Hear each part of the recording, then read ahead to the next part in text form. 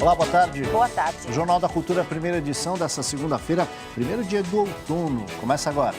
A União Europeia pede que o Brasil suspenda exportações de empresas citadas na Operação Carne Fraca. A Coreia do Sul cancela a compra de frango. O governo federal faz mutirão para reduzir o impacto negativo do escândalo. No supermercado, muita dúvida, né? A reportagem mostra como escolher alimentos derivados da carne e o que o consumidor precisa saber para garantir seus direitos. Reforma trabalhista pode passar sem a devida discussão no plenário da Câmara. O regimento da Casa permite que o texto que muda as relações de trabalho no país vá para o Senado com um voto de apenas 37 deputados. Contar histórias para conectar pessoas. Curso em biblioteca pública prepara voluntários e até quem quer se aprimorar nas relações pessoais com técnicas para enfrentar a solidão digital. FIES abre hoje seleção para vagas remanescentes. Candidatos que não conseguiram financiamento ou não tinham participado até agora do processo de seleção podem se inscrever até sexta-feira. E o Cadu Cortez foi conferir o maior evento de basquete brasileiro, o Jogo das Estrelas. Os melhores atletas da modalidade no Brasil contra o mundo. A gente começa a edição de hoje falando desse assunto que preocupa aí muita gente, né? Carne, frango, embutido, seja no açougue, no supermercado ou mesmo nas refeições em casa. Esses produtos agora provocam desconfiança no consumidor. E é isso desde a última sexta-feira, quando foi deflagrada a Operação Carne Fraca da Polícia Federal. Para fazer as compras com segurança, é preciso atenção a alguns detalhes. Veja aí. Confiar ou não confiar? Eis a pergunta de todos diante das carnes. Estou preocupada. Agora a gente fica em dúvida, né? Qual que é bom?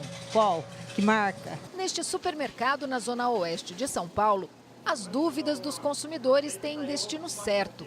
O gerente Toninho. Do tipo de carne, da empresa, os procedimentos que a gente faz quando a gente recebe, desde o recebimento até chegar no balcão, isso o consumidor está exigindo. Nesse momento, uma das dicas dos especialistas é dar preferência aos frangos e carnes embalados assim a vácuo, mas não congelados, apenas resfriados, como todos esses aqui. E aí é preciso checar a temperatura da geladeira, que às vezes fica meio escondida, como essa aqui, ó. Ela tem que estar, no mínimo, entre 0 e 2 graus negativos. Quem prefere comprar peças inteiras tem que olhar outros detalhes. A textura, né? Então ver se ela não está muito fibrosa ali, às vezes desmanchando. A cor, ela não pode ter uma cor esverdeada ou acinzentada. Se só a pontinha ali tiver amarronzada, seria melhor a gente não escolher essa peça inteira. Sinta o odor da carne também, porque ele também diz pra gente como que a carne está, então se está com um cheirinho mais de amônia, de azedo. Outra dica, peça para moer a carne na hora, na sua frente. Tomando todos esses cuidados, o consumo pode ser mantido. Alimentos ultraprocessados e embutidos são os que mais preocupam. Embutido, essas coisas, não vão muito atrás, não. Nós temos que tomar muito mais cuidado no recebimento e muito mais cuidado no manuseio da carne, para a gente poder passar para o consumidor nosso confiança, para que realmente ele tire isso da cabeça. Domingo foi de Operação Abafa no Palácio do Planalto. O governo promete rigor na fiscalização dos frigoríficos. Na reunião de emergência, o presidente Michel Temer juntou ministros, empresários e embaixadores internacionais. Disse que a qualidade da carne brasileira é garantida e que os problemas apontados são pontuais. Anunciou uma auditoria e fiscalização reforçada pelo Ministério da Agricultura nas 21 empresas investigadas pela Operação Carne Fraca. Também reclamou da forma como a operação foi noticiada. Penso que a maneira como se deu a notícia relativa à carne brasileira em geral, pode, até talvez legitimamente, ter criado uma preocupação muito grande. Depois foi a vez do ministro da Agricultura, Blairo Maggi, reclamar. Essa questão do papelão, está claro no áudio, no que está lá colocado, de que estão se falando de embalagens e não falando de misturar papelão na carne. Seria uma coisa, uma idiotice, um negócio, uma insanidade, para dizer a verdade. A retórica não convenceu os representantes dos principais países compradores, que, cautelosos, preferem esperar as informações técnicas que devem ser apresentadas a partir desta segunda-feira. Para aumentar o grau de convencimento, o Planalto levou todo mundo para jantar numa churrascaria. A R$ 119 por pessoa, o rodízio, que só serve carne estrangeira e diz ter aberto uma exceção ontem, serviu picanha brasileira. Já tem resposta aí da comunidade internacional, a gente traz para você daqui a pouquinho, porque agora a gente fala como é que fica o direito do consumidor diante da carne em embutidos adulterados ou fora da validade. A repórter Adriana Simino conversa agora com o advogado de Direito da Saúde, João Gabriel Lopes. Boa tarde, Adriana. Oi, Aldo, uma boa tarde para você, boa tarde para todo mundo. O doutor Gabriel já me adiantou que o consumidor tem direito tanto à indenização quanto ao ressarcimento se houver algum prejuízo financeiro ou de saúde, mesmo que não haja nenhum problema de saúde comprovado. Vamos entender melhor isso? Vou fazer algumas perguntas aqui para o doutor.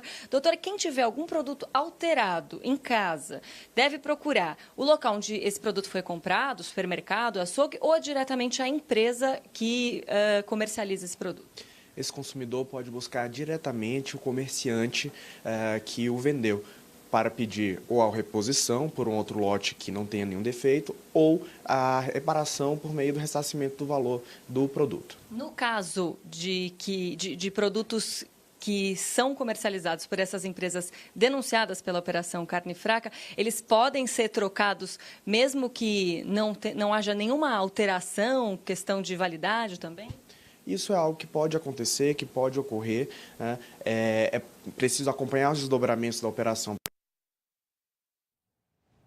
A gente teve uma interrupção aqui no sinal, a gente retoma essa conversa daqui a pouquinho, porque é importante para você, mas agora a gente fala dessa reação internacional. A Coreia do Sul vai suspender temporariamente a importação de frango da empresa BRF. Mais de 80% do frango vendido naquele país vem aqui do Brasil.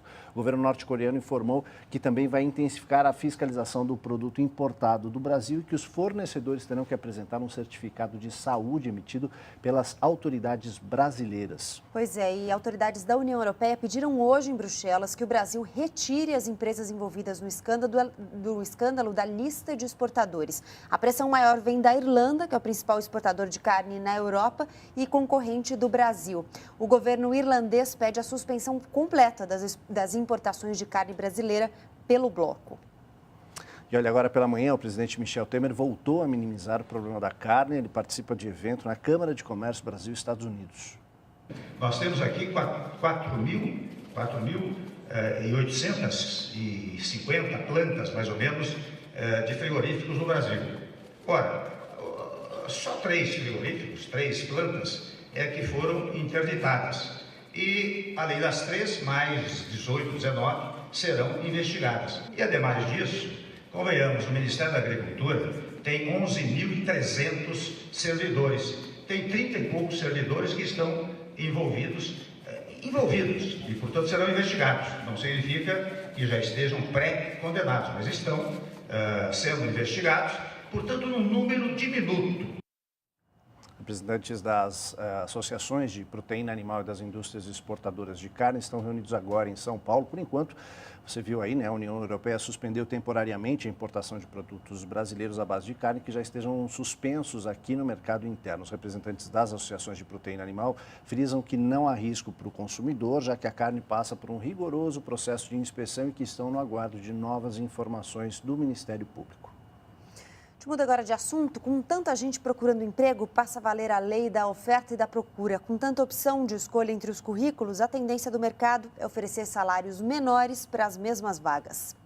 Depois de 6 meses parada, Renata conseguiu um novo emprego, mas por um salário mais baixo. Subi na minha função, só que num salário mais baixo, porque a empresa era de menor porte. Mas ainda tem muita gente na busca. Dizem que vão ligar, que vão marcar entrevista, só que eu espero. Aí não retorna, aí fica naquela esperança, mas aí nada. Aos poucos, o cenário para quem busca emprego dá sinais de melhora.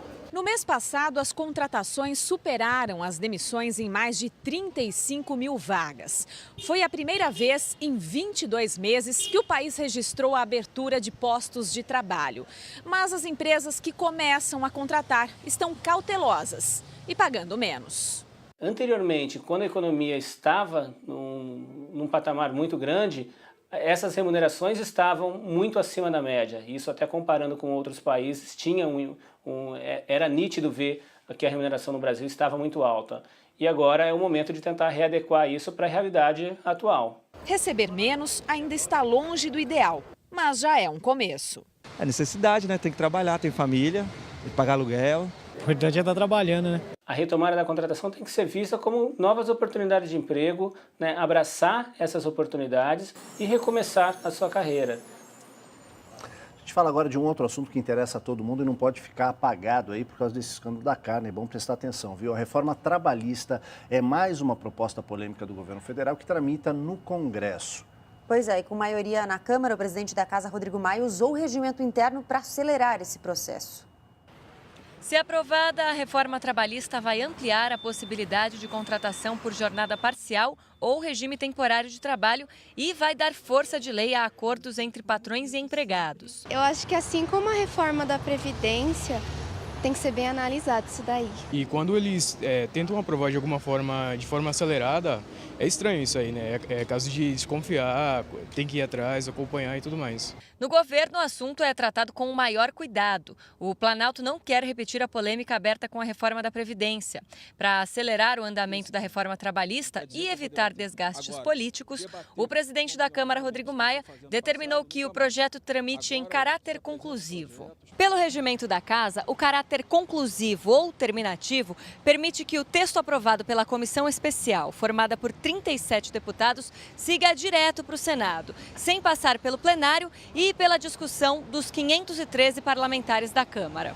A meu ver, um projeto de lei tão importante como este, que discute direitos individuais muito impactantes na vida de todo cidadão brasileiro, não poderia ser votado em caráter conclusivo. Deveria ser, sim, submetido ao plenário e aí, por meio de uma profunda discussão dos deputados, que representam o interesse do povo em geral, que o elegeu, aí sim se tornar uma lei ou ser depois aprovado ou não aprovado e encaminhado para outra casa. A oposição precisa da assinatura de 52 deputados para levar ao plenário a decisão de derrubar ou não o caráter conclusivo. Só se conseguir as assinaturas e a maioria dos deputados concordar é que a discussão da reforma que vai mudar as relações de trabalho no país será feita no plenário da Câmara, antes de seguir para o Senado. A não ser que Rodrigo Maia mude de ideia antes. Quando a gente vai para outras notícias nacionais, o metrô inicia a fase de teste da linha 5 Lilás em Santo Amaro, na zona sul de São Paulo. E uma nova chance para quem não conseguiu ainda uma vaga no FIES, o Fundo de Financiamento Estudantil. As inscrições para as vagas remanescentes abrem hoje. As vagas remanescentes são destinadas aos candidatos que não conseguiram o financiamento ou não tinham participado até agora do processo de seleção. O MEC ainda não divulgou o número de vagas disponíveis. As inscrições podem ser feitas até sexta-feira no site fiesseleção.mec.gov.br. Camarote desaba em show sertanejo e fere 30 pessoas no interior de São Paulo. O acidente aconteceu durante a festa do Peão de Boiadeiro em Arandu, a 250 quilômetros da capital paulista. Parte da estrutura que desabou atingiu as pessoas que estavam na parte de baixo. Os feridos foram levados para hospitais da região e um continua internado. A polícia abriu inquérito para investigar a causa do desabamento. O metrô de São Paulo inicia a fase de testes dos novos trens e do sistema automatizado da linha 5 Lilás do metrô, que liga o bairro do Capão Redondo a Santo Amaro e Brooklyn, na Zona Sul. A viagem inaugural no primeiro trem foi feita pelo governador do estado, Geraldo Alckmin. A nova linha fará interligação com as estações Santa Cruz, da linha 1, Norte e Sul, e Chácara Clabim, da linha 2. No Brooklyn, fará conexão com o monotrilho e os trólebus metropolitanos. Em tempos de contatos pelas redes sociais, o primeiro sarau de contação de histórias, organizado nesse fim de semana em São Paulo, tenta resgatar uma velha forma de conectar pessoas. No sarau da Biblioteca do Parque Vila Lobos, na zona oeste de São Paulo, os narradores são adultos que passaram pelo curso de contação de histórias, oferecido em parceria com a ONG Arte Despertar, no programa de ação cultural da Secretaria de Cultura do Estado de São Paulo. Os espectadores também deixaram a infância há muito tempo, mas as histórias continuam lúdicas. Para mim, que lido com histórias em praticamente tudo que eu faço, é revisitar a história de uma forma muito simples. porque a contação, a oralidade, ela traz uma proximidade que deixa a história nesse lugar muito acolhedor. Essa vivência foi muito rica nesse sentido. Neste grupo tem educadores, executivos, poetas, engenheiros, advogados. Para estes novos contadores, as narrativas têm o poder de conectar as pessoas. E para tornar essa conexão ainda mais próxima dos espectadores, eles improvisam, usam a música e buscam narrativas conhecidas para que todos se identifiquem. Desde na sua profissão, para contribuir com o seu trabalho, com a possibilidade de se comunicar melhor com seus pares, com seus chefes, com quem ele atende, tanto como na sua vida pessoal. Os contadores podem fazer trabalho voluntário em asilos e hospitais, por exemplo, mas também buscam desenvolvimento pessoal. O Rogério, estudante de Direito, queria desenvolver a habilidade de falar em público. Encontrou nas histórias antigas da tradição oral um jeito de perder a timidez. O curso de Direito no futuro, eu vou ter que fazer muitas defesas de oratória, né, do Tribunal de Júri. Então eu sou um pouco tímido em alguns momentos. E o curso de contação de história, ele permite isso, né, você desenvolver a habilidade de comunicação. De cara, dentro dos cursos que eu dou, eu vou estar trabalhando as histórias com muito mais intensidade. Mas eu estou pensando seriamente em estudar mais a fundo e, eventualmente, me transformar realmente numa contadora de histórias, porque é muito lindo. A Corrida da Inclusão, organizada pelo Instituto Olga Costa, tomou as ruas de São Paulo nesse domingo. 10 mil pessoas se inscreveram para participar dos percursos de 10, 5 e 4 quilômetros da prova, que está em sua terceira edição. 6h30 da manhã e ninguém aqui está com preguiça, mas o esforço vale a pena. O evento acontece em comemoração ao Dia Internacional da Síndrome de Down, comemorado amanhã. A pequena Natália ficou em casa, mas está na camiseta e na mente do pai, que corre pela filha. O objetivo é esse, né? O objetivo é a inclusão, mostrar para todo mundo que ninguém é diferente. Né? Marco já é figurinha carimbada em eventos como esse. Participa para comemorar junto com o pai o aniversário de 14 anos. Estou quase fazendo 2 anos na corrida, né? E agora que eu vou comemorar meu aniversário de novo, e eu garanto que a festa vai ser maior que o ano passado. A gente já fez maratona, já fez prova de montanha, ele já está bem experiente aí nas corridas. Hoje vai ser festa. 10 mil corredores participaram da Corrida da Inclusão. A prefeitura apoia o evento e estuda mudanças na organização das corridas de rua. Na verdade, nós estamos lançando uma grande plataforma com o nome de Sampacor, onde nós vamos organizar as quase 300 corridas que tem em São Paulo.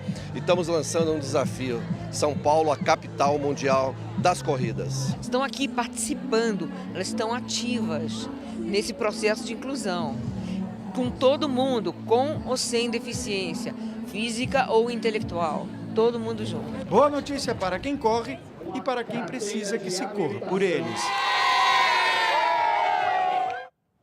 A gente conseguiu retomar o contato com a repórter Adriana Cimino, que fala sobre como fica o direito do consumidor em relação a esse escândalo da carne. Adriana.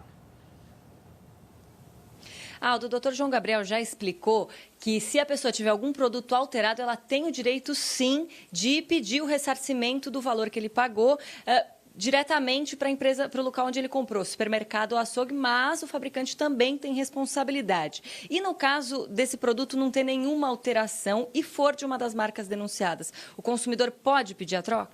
Caso seja confirmada a má procedência dos produtos, o consumidor pode pedir as trocas e também indenização por danos morais e materiais que ele sofrer pela mera exposição ao risco. E se houver algum problema no consumo de carne em restaurantes, de quem é a responsabilidade? Primordialmente do restaurante, porque o consumidor não vai conseguir identificar com clareza qual a marca desse produto, mas o fabricante também pode ser acionado posteriormente. Tá ótimo. Muito obrigada pelas informações. Dr. João Gabriel Lopes, que é advogado de Direito da Saúde. Olha, é importante que você que tiver algum problema, guarde provas como notas fiscais, etiquetas e procure algum órgão de direito do consumidor, como, por exemplo, o PROCON e outras associações. Aldo.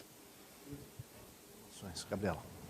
A seguir, Donald Trump está a um passo de ter maioria na Suprema Corte norte-americana. O indicado dele será sabatinado e pode ser o fiel da balança para aprovar decretos polêmicos. E mais, as emoções do Jogo das Estrelas no basquete, os melhores da modalidade no Brasil contra o mundo.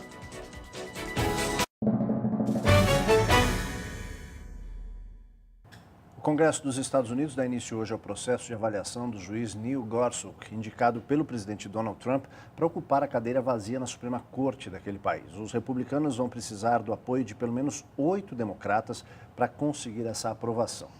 Hoje o dia será dedicado a discursos e pronunciamentos. Amanhã o Senado começa a sabatinar o juiz. O Tribunal Máximo hoje tem 4 magistrados considerados conservadores e 4 liberais. Gorsuch é um conservador e, se for aprovado, vai ser definitivo para que Trump consiga algumas vitórias, como a disputa em torno de seu veto a imigrantes. O decreto foi barrado pela Justiça e Trump prometeu levá-lo à Suprema Corte. Hoje as atenções também estarão voltadas ao Congresso norte-americano por outro motivo. O diretor do FBI, James Comey, vai prestar depoimento na casa sobre a interferência russa nas eleições presidenciais do ano passado. Comey vai responder perguntas do Comitê de Inteligência da Câmara sobre as investigações que apontaram a interferência de hackers da Rússia para favorecer Donald Trump. Republicanos dizem que não há sinais de que o presidente sabia da ação. E democratas querem encontrar motivos para questionar a vitória do bilionário. O ex-presidente do Parlamento Europeu, Martin Schulz, foi eleito líder do Partido Social Democrata da Alemanha e deve ser o principal adversário da chanceler Angela Merkel nas próximas eleições marcadas para setembro.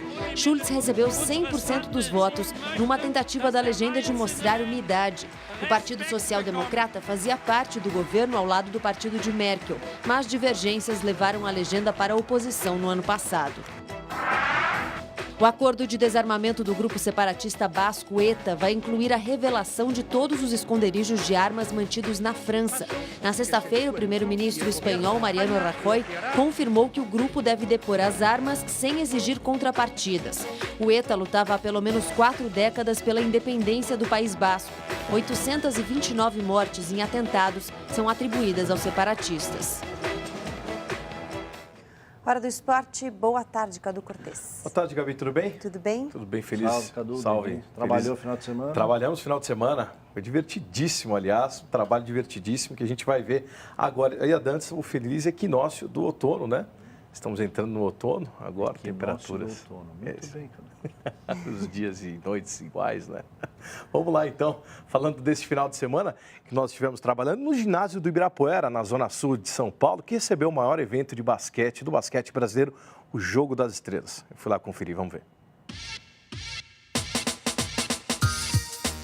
Para começar o desafio de habilidades, vencido pelo norte-americano Tyrone Cornell, do Mogi das Cruzes. Na sequência, o torneio de 3 pontos. Marquinhos, um dos favoritos, sofreu um apagão na final e perdeu para o ala Jefferson, do Bauru, por 19-4.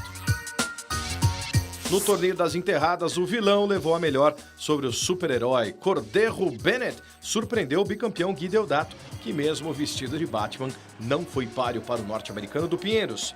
E antes das estrelas, alguns personagens do mundo esportivo bateram uma bolinha. Minha infância, né, que eu joguei basquete. Então, participar desse evento foi bacana, que eu gosto do basquete. Sabe há quanto tempo não tem basquetebol com a casa lotada aqui no Ibirapuera? Então, poder fazer parte desse momento, para mim, é muito feliz. Eu estou muito feliz com isso. Times em quadra, azul contra vermelho. As cores foram uma homenagem à era dos anos 80 do basquete, em que Monte Líbano e Sírio marcaram época.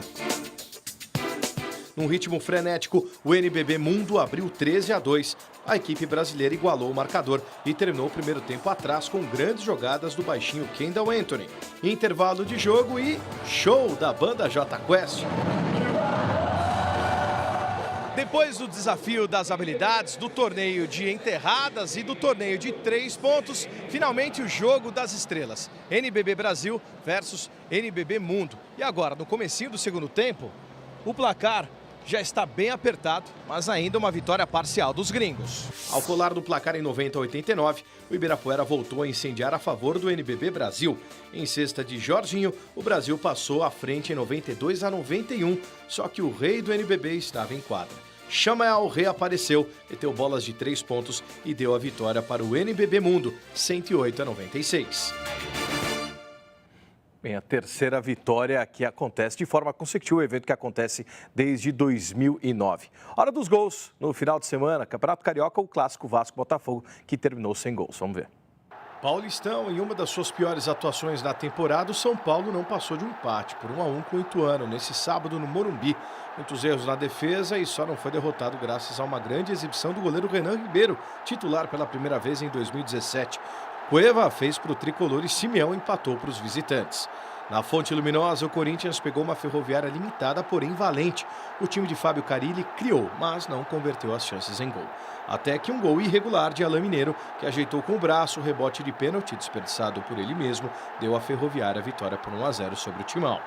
Clássico na Vila Belmiro, Santos e Palmeiras, bolas na trave, defesas milagrosas. O Palmeiras venceu o Santos por 2-1 de virada. Ricardo Oliveira abriu o placar, já empatou em belo chute colocado e William Bigode deu números finais ao placar a apenas 3 minutos do apito final, assegurando a classificação do Palestra às quartas de final do Campeonato Paulista e teve até dancinha. Lembrar que esse foi um jogo de torcida única, né, que aconteceu na Vila Belmiro, apenas a torcida do Santos, e um elogio de verdade aqui a Felipe Melo, que sai um pouco da mesmice, né, daquele, se Deus quiser, graças a Deus, vamos atrás dos 3 pontos, e que acaba dando declarações mais polêmicas e acaba fomentando um pouco mais o futebol, que sempre fica muito quadradinho. É isso aí. Valeu, Cadu, obrigado, até amanhã. Até amanhã, tchau. O Jornal Cultura, primeira edição, fica por aqui, uma ótima tarde para você. Agora tem JC Debate, a gente volta amanhã ao meio-dia. Ótima tarde para você. Tchau. Tchau.